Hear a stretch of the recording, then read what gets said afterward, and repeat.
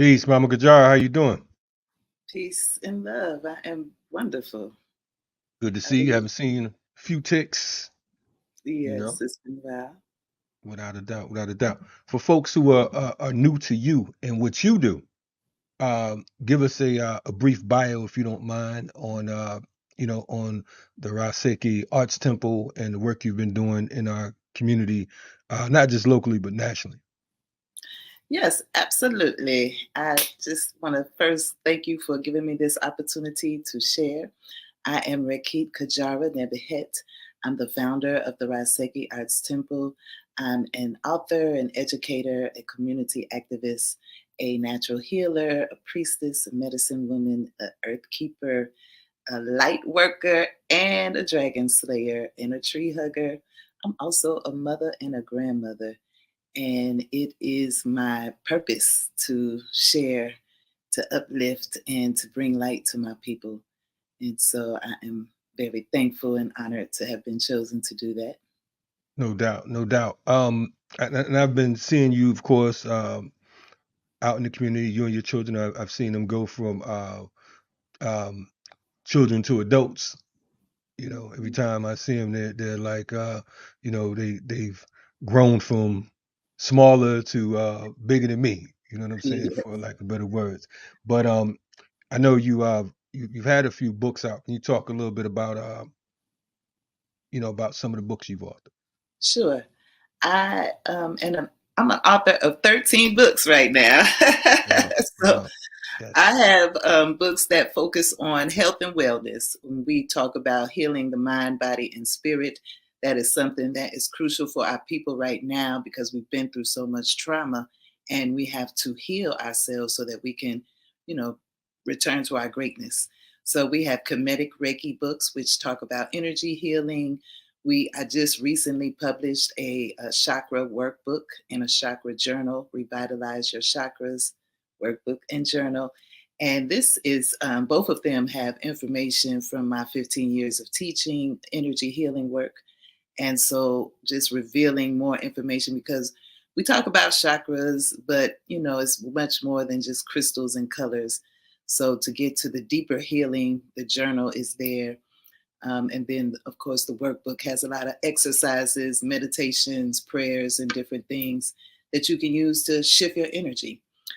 So I do also have a African prayer book called Speaking with Spirit. That's one of our most popular books. It's African prayers from ancient Kemet to West Africa, and then here from the diaspora as well.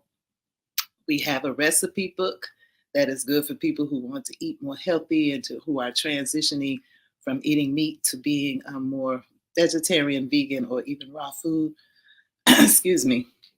We have another book that's called A Rising Nation, which I was charged to write this book because it addresses leadership and it's basically a code of ethics for those who are leaders in the community because we've had many cases of leaders who have violated people, abused people, and such. And so it was just time that we brought forth this code of ethics for us. And so A Rising Nation is that book. And we also have a book called Healing Ritual Magic, which brings rituals, healing rituals. We have a men's healing ritual, women's healing.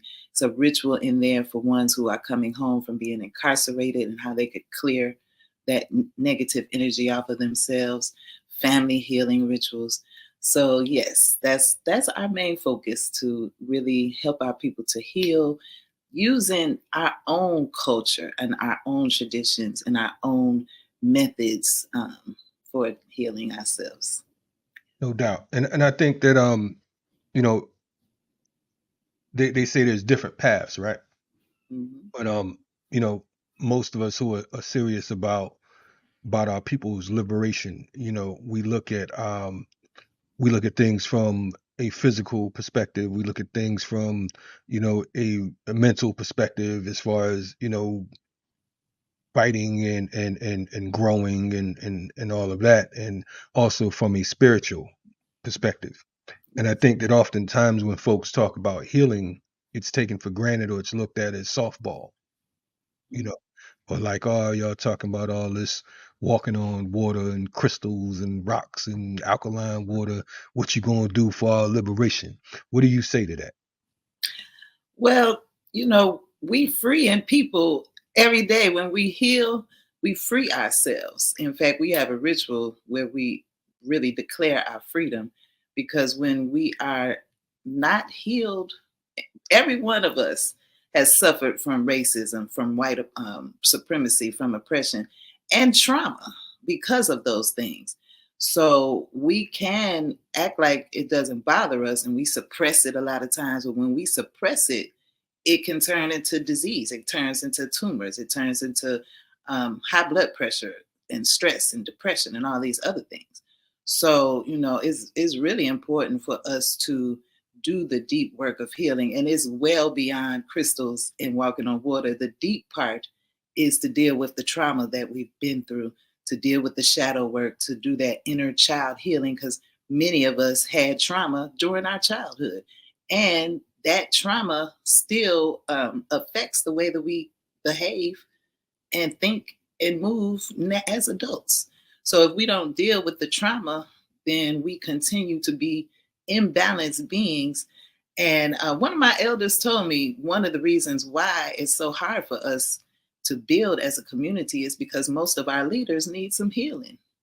You know, So without that, we are not operating in our highest version of ourselves. So that's what we need to do right now. In fact, the whole world needs some healing. It's not just us, but we have special things to heal from that others do not.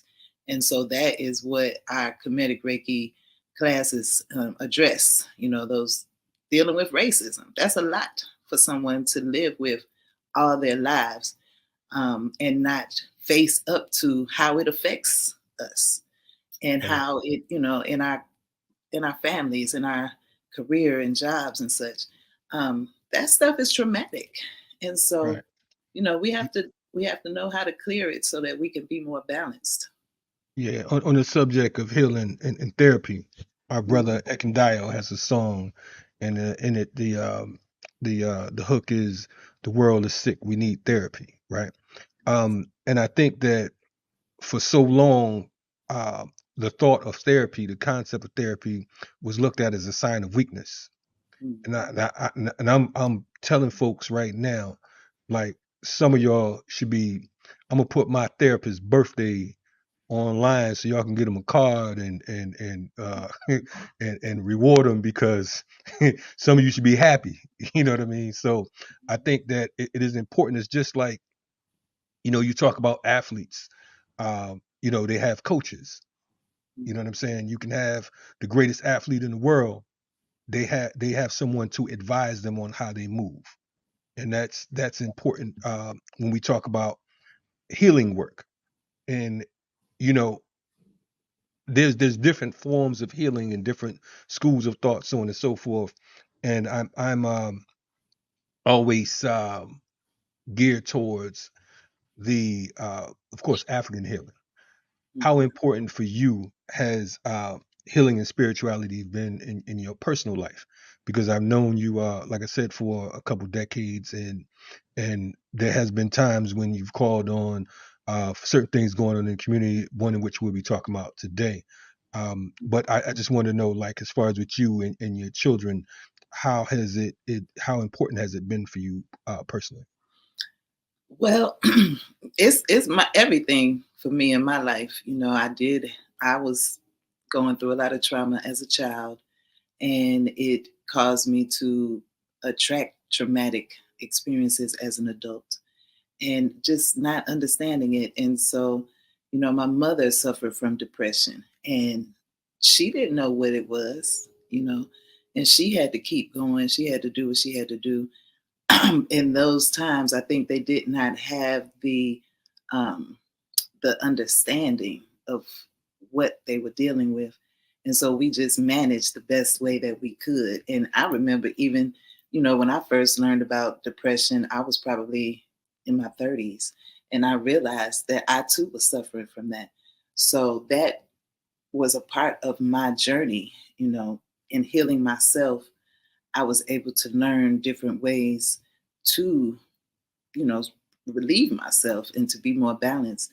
And then also I was able to share these things with others because that I'm a teacher. That's just who I am. I was always a teacher. So Wow. once I was able to get the information for myself and it helped, then I was, guided to how I can help others. So the healing work is my life. This is my life purpose. And it is, some people say, to whom much is given, much is required. And so that has always been in the back of my mind as I've gone through my life.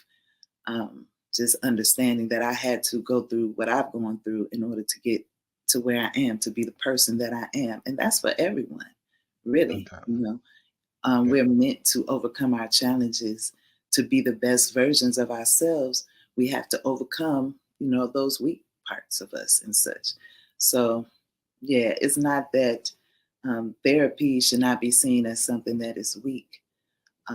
Seeking spiritual guidance, seeking other modalities, because there's so many things that we could do to heal ourselves. And that gives us strength. And so we need to bring that to our community. For us to be stronger, we got to be whole. We have to be balanced. We have to be able to speak to each other and deal with each other with compassion, kindness, love. And right now we're dealing with hurt people who hurt other people. Without a So, doubt. Without yeah, a doubt. And I like to say definitely you know, black power to that. You know what I'm saying? Is definitely needed. I think that that's one of the things that we don't talk about in community. We don't talk about the healing aspect, and the fact that we're victims of post traumatic slavery. yes, We've when you talk about victims of the quote unquote Jewish Holocaust. You know, we overlook our experience. It's like right. our experience, like it's almost like we were taught as children when you fall down, get back up. You ain't hurt. You That's know what right. I'm saying? That's the attitude they have towards African people who have gone through this trauma for 5 centuries plus. Right. So much so that as my man Chairman Fred Jr. would say, being oppressed is embarrassing. So much so that we look at we're afraid to say we're African. We want to be everything else in the world. You know what That's I'm saying? But we'll say anything. I'm black, I'm this, I'm that, so on and so forth. But it's almost like and we'll align with whatever forces and whatever other communities that exist just so we won't be looked at, because secretly through our trauma it's almost like shame. You yes. understand what I'm saying? Like you can't be brave enough. You could say you anything else in the world, but to say you're an African is like, well, you wasn't born in Africa. You know what I'm saying? And all kinds of other craziness. um you're here today. One of the things that you reached out about was a discussion around sexual assault. Yes. So I want to know. I want to give you the floor, and give us some lead up and some foundation on what's going on right now. So what is happening is, as an effect of white supremacy, is the male dominated mindset. And that mindset is one which lets men believe that they are, you know, able to do anything to a woman without any repercussions. They are, a lot of men, not all of them, okay, because again, some people are balanced and some are not. But having that mindset allows men to exploit women, to violate and abuse women, and even young women, children, girls, babies, even. And so it is a serious issue in our community. In fact, I would say 90% of the women that I work with have been molested or abused by a man, and usually as a child by a man in their family or someone who was close. So, and then we also have the issue of these men who are um, serving in leadership positions, who also are committing these crimes and violations against women. Men who are so called priests and babalawos, I've gotten calls about them. Men who are healers doing massage therapy and other things like that. Men who are serving plant medicine now, which that is one of the worst abuses because they're taking advantage of women when they're under the influence of drugs. And so, this issue, I feel like it's coming up for us to deal with it so that we can begin to bring it in to this type of violations. These things happening to women and children, it's up to us to stop it in our community. Nobody's going to come and save our families. That's up to us to do that. And the only way that we can do it is to start talking about what's happening and letting, people know. So in the family situation, is usually an uncle or stepfather, somebody who has touched many people in the family, but it's been kept quiet. And when the children talk about it to the grown people, nothing is done about it. And so this violator is allowed to continue. And the only way to stop it is to shine light on that situation and then do something to resolve it.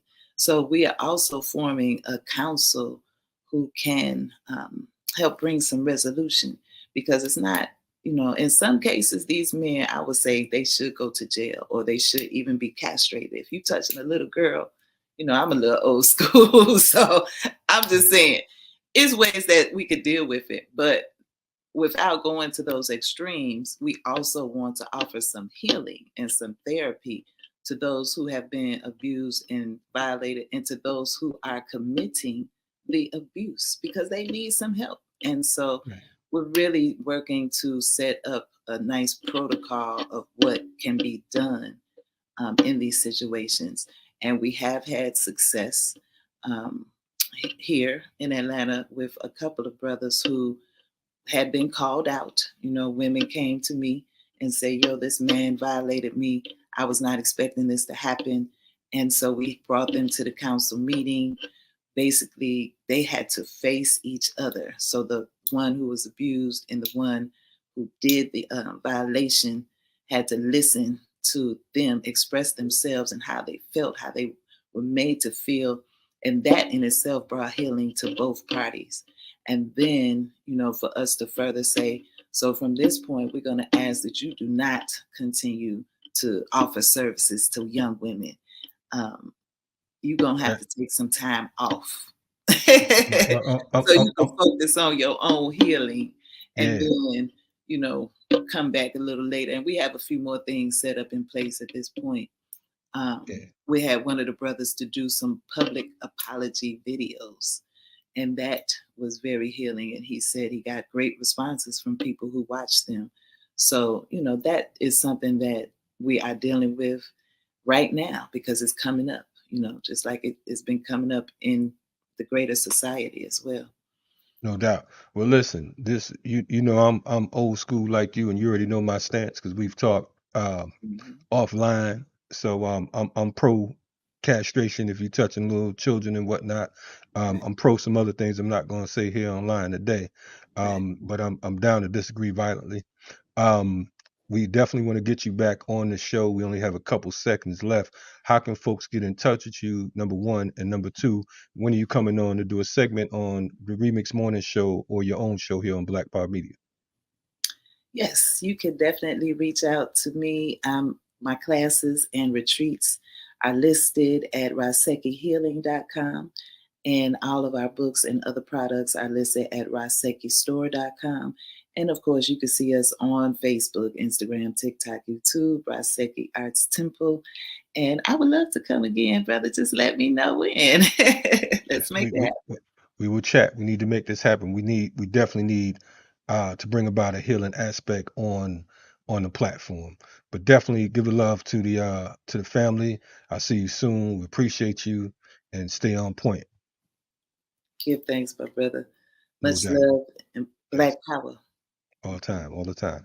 Yes, checking out the Remix Morning Show. That was Mama Kajara. Stay tuned. We'll be right back at you in a minute.